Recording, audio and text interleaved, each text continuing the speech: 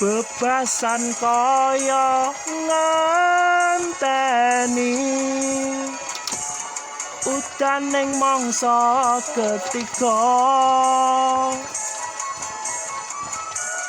Senajan mung sedelo ora dadi ngopo, penting bisa ngedemke ati. Semono uga rasane ngatiku,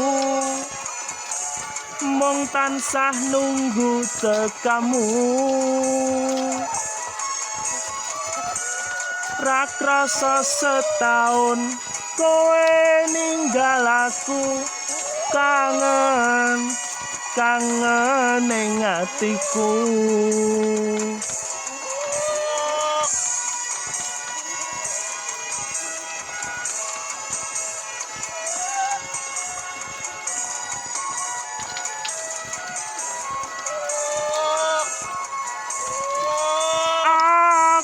Seh kelingan nalika ing pelabuhan, kowe janji lunga ora ana sewulan.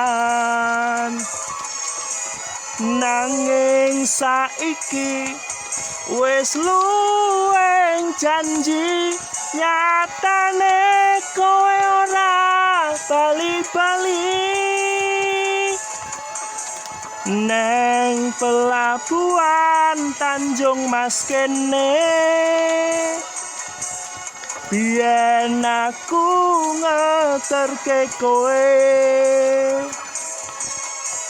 Neng pelabuhan Semarang kene,